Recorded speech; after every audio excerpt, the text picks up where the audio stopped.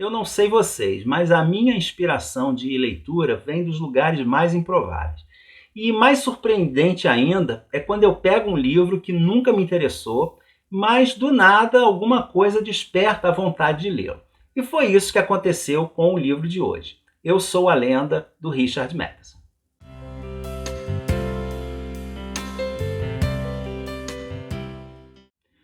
Olá pessoal, sejam bem-vindos a mais um vídeo do Livros e E-Books. Eu sou o Carlos e hoje a gente conversa sobre essa obra de ficção científica / horror, dois gêneros que normalmente não fazem parte do meu leque literário, mas vez por outra dão as caras e acabam me surpreendendo.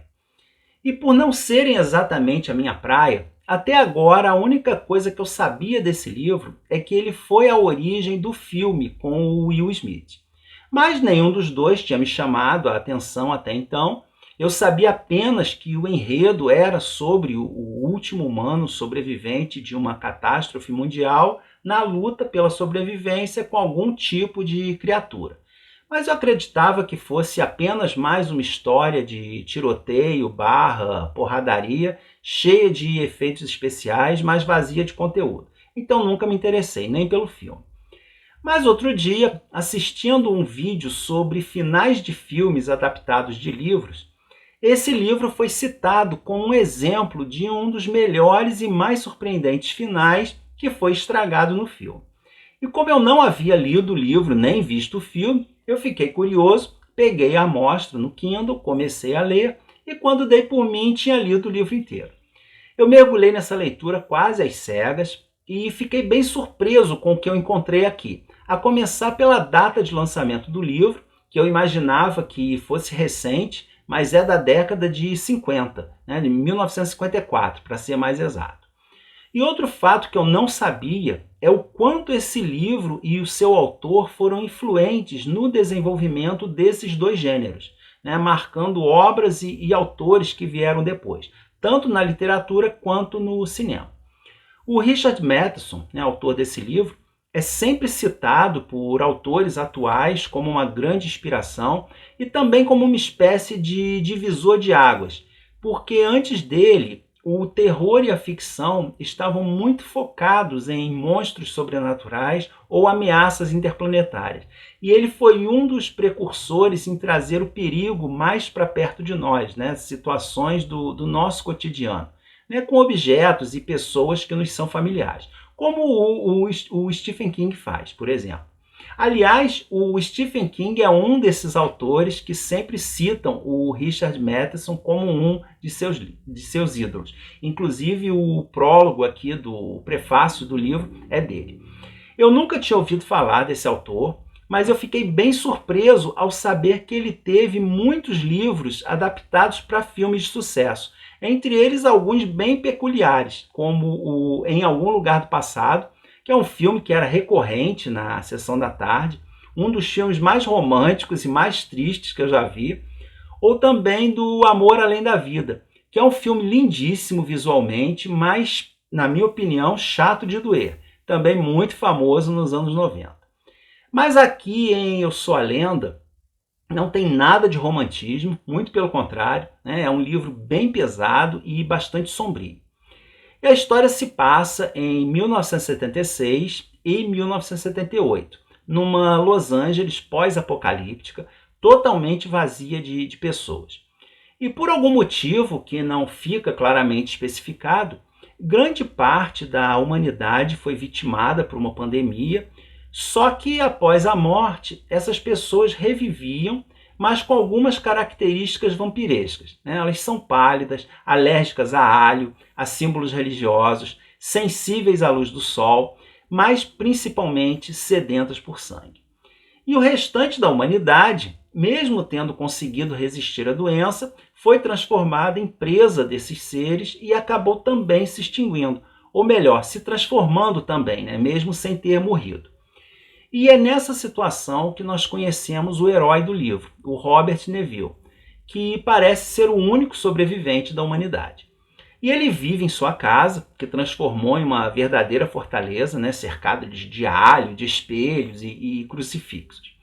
Durante o dia, os vampiros são inativos, ficam escondidos em locais escuros, num estado de torpor parecido com o coma.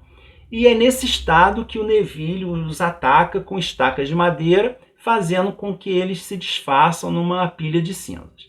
Mas quando chega a noite, uma multidão deles cerca sua casa, tentando entrar, né, chamando por ele, ameaçando, ou, no caso das mulheres, tirando a roupa e tentando seduzi-lo.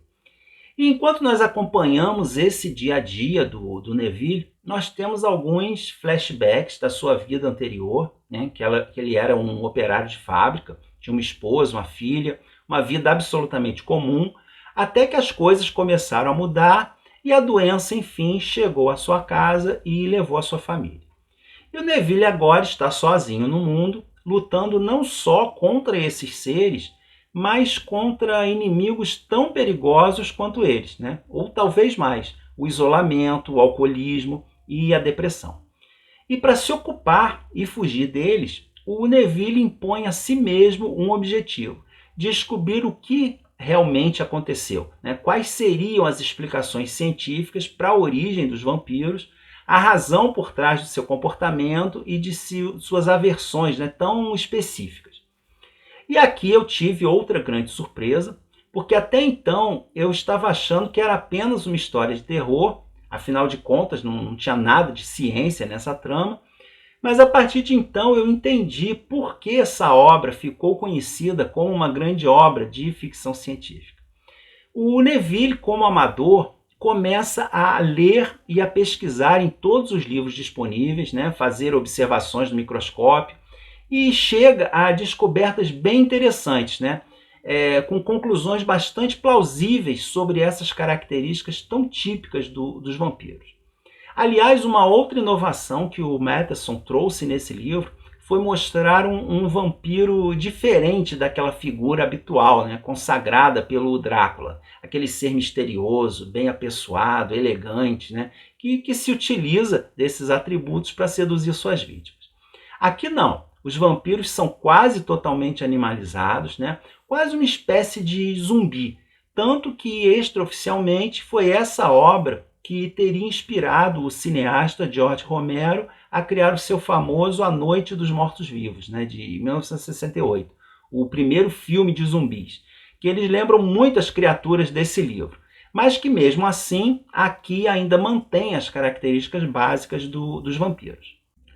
Mas se as evidências explicam algumas atitudes biológicas, como a repulsa ao alho, à luz solar e até mesmo a sede de sangue, as características comportamentais já são bem mais complexas de se explicar. E dependem da observação e experimentação, né, mais atentas com os próprios seres, algo impensável para a segurança do próprio Neville. E algumas dessas características são, obviamente, lendas, né, como se transformar em morcegos ou outros animais, voar, se dissolver no ar. Mas outras levam o Neville a vários questionamentos. Será que essa história de estaca no coração é real? Ele os destrói como estaca, né, mas precisa ser no coração? Ou será que funcionaria em outro lugar? Será que um outro objeto pontiagudo não surtiria o mesmo efeito, né? Os vampiros realmente não aparecem em espelhos. Eles são apenas simples predadores instintivos e individualistas, ou ainda tem algum resquício de raciocínio ou organização social? Então são vários questionamentos, mas o principal é em relação à religião, né? Qual seria o motivo da famosa aversão ao crucifixo, que é um objeto com significado apenas para os cristãos? E se o vampiro for judeu ou muçulmano, o que acontece? Será que o crucifixo tem o mesmo efeito? Então são questionamentos como esses e a busca pelas respostas que realmente formam o recheio do livro e que tornam uma obra surpreendente que vale a pena conhecer, né? Mesmo para quem não curte esses gêneros. E o Neville segue nessa espiral de sentimentos conflitantes, né? Ora querendo desistir, ora vislumbrando uma esperança de que não seja o último ser humano da Terra, né? E ele vai mergulhando numa realidade que faz com que ele chegue ao ponto de questionar sua própria sanidade mental e vai aos poucos abandonando todas as convenções sociais e morais, né, que regem a sociedade. E vai colocar isso à prova, porque em 2 ocasiões ele experimentará um gostinho de dividir sua existência com outros seres vivos. Primeiramente com um cachorro, que ele encontra por acaso e que se transforma no bem mais precioso dessa sua nova vida. E o outro é quando encontra uma mulher, né, uma situação tão sonhada, tão esperada durante muito tempo, mas que quando se concretiza, traz à tona todo um turbilhão de sentimentos aprisionados dentro dele, e só então ele percebe o quanto se distanciou da civilidade e da humanidade que ele mesmo vinha acreditando, né, conseguir manter todos esses anos. Afinal de contas, se os vampiros são apenas seres animalizados, movidos pelo instinto predatório, qual a razão para esse ódio tão grande por eles? Seria tão ilógico quanto odiar os tigres, os crocodilos e os tubarões, né? Que são simplesmente predadores. Por outro lado, e os outros humanos, que causam o mal raciocinadamente e muitas vezes até sentindo prazer nisso? Por que eles não são igualmente odiados, né, a ponto de virarem uma lenda que atravessa os séculos? Não é um livro que tenha uma escrita fantástica, mas é bem escrito, traz uma história criativa que prende a atenção. É uma obra simples e honesta, que é algo raro na literatura atual. E é um livro que toca em diversos tópicos, né, como moralidade, instinto versus razão, saúde mental, crenças religiosas, origem dos mitos e lendas. E o final, quando nós entendemos o significado do título, é simplesmente espetacular. Eu fiz a leitura em e-book, né, nessa edição da Aleph, que agora, seguindo uma linha mais quadrinhos retrô, está sendo comercializada com essa outra capa, mas o conteúdo é exatamente o mesmo.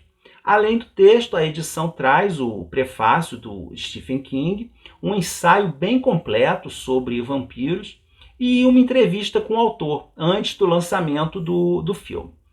E como sempre, os links para a compra na Amazon estarão na caixa de descrição, e fazendo a compra de qualquer produto, não só de livros, através desses links, você estará auxiliando uma instituição de assistência social sem gastar nada mais, porque eu destino a minha comissão para isso. Então eu agradeço demais a quem puder colaborar.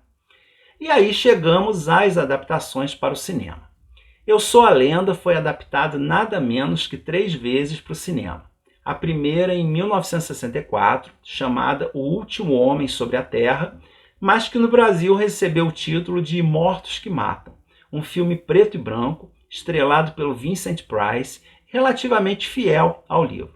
Para quem quiser dar uma conferida, o link para ele estará na caixa de descrição. O segundo filme é de 1971, chamado Omega Man, ou, em português BR, A Última Esperança da Terra, estrelado pelo Charlton Heston. Esse eu não assisti, mas pelo trailer e pelos comentários que eu vi, é bem diferente do livro e bastante ruim. E aí chegamos ao Eu Sou a Lenda, do Will Smith, de 2007, que é através do qual a maioria das pessoas conhece ou acha que conhece esse livro. E eu digo acha porque, tirando a ideia básica de um homem solitário enfrentando criaturas pós-apocalípticas, o livro e o filme não têm mais nada em comum. São narrativas totalmente diferentes, com enfoques distintos. As criaturas aqui não têm nada de vampirescas, são só zumbis mesmo, zero de questionamento filosófico. Então é um típico filme de ação. E apesar de ter uma ambientação visualmente espetacular e o Will Smith carregar bem o filme nas costas, os efeitos especiais já estão meio antiquados para hoje em dia. É um bom filme para se divertir, mas nada além disso.